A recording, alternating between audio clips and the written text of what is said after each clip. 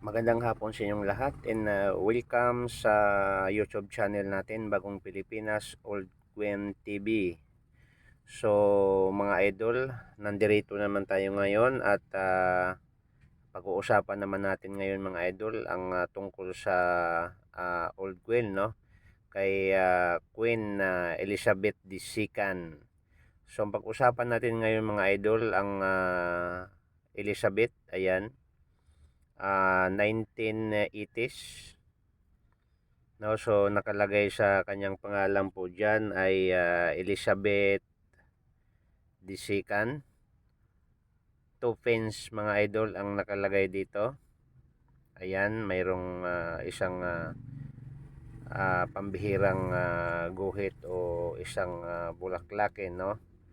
Ah, mga idol, pag-uusapan natin kung baguhan ka pa lang sa ating YouTube channel mga idol, please don't forget to subscribe, paki-like na rin at pakipindot mga idol ang notification bell para maging updated tayo mga idol sa aking mga ina-upload na mga video. So ngayon mga idol, ang pag-uusapan natin itong Queen Elizabeth na kung saan ay very expensive rare queens ito mga idol, dahil kahit sa ang mga social media o sa mga auction ay mayroong nakapagbenta nito mga idol ng marami-rami, no? So yun ang pag-uusapan natin ngayon mga idol, no, is if you have it most expensive new pins Yuki, no, Elizabeth, worth of money. So pag-usapan natin ngayon mga idol muna kung ano yung material na ginagamit nito sa queens na ito, no.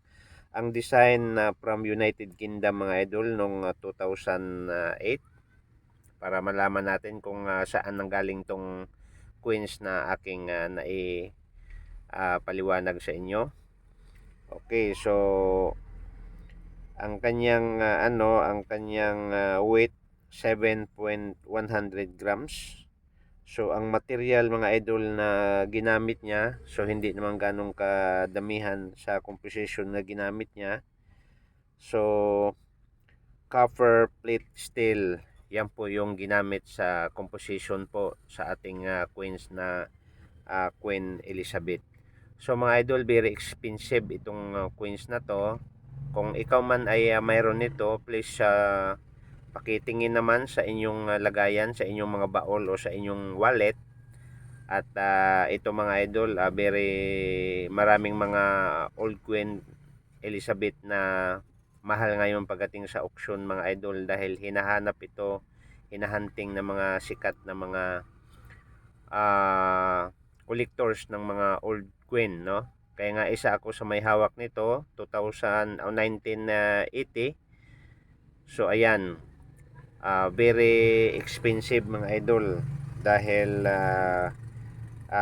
pwede itong mabinta ng 250,000, no. Pero hindi Philippine money mga idol. Kaya nga nakakainggit mga idol yung nasa ibang bansa, dahil malaki po ang kanilang mga auction dito, no. Thousand of dollars, pero sa Pilipinas mga idol dito ay napakamura lang sa atin ang bilihan nito.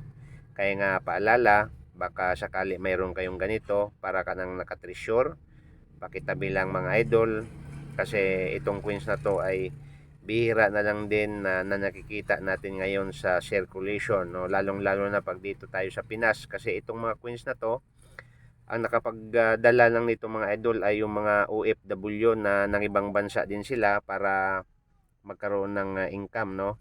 So yun ang karamihan, kaya nga itong nakulikta ko itong mga idol, dahil galing din po ito sa matatanda at galing po siya ng ibang bansa. Kaya nga mayroon siyang nadala na ganitong queens at mabuti na lang ay naibenta sa akin.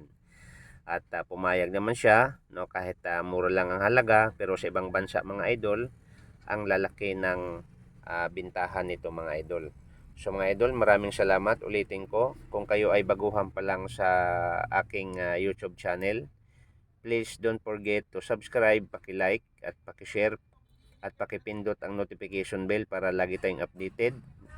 Huwag kalimutan idol, maraming salamat sa inyong lahat sa pag subscribe ninyo sa lahat na nag-subscribe sa aking channel, nag-like at nag-share at nagpindot ng notification bell. Maraming salamat sa inyong lahat at sana wag kayong magsawa sa pagsubaybay sa ating Bagong Pilipinas Old Queen TV. So, see you next time, idol. Maraming salamat.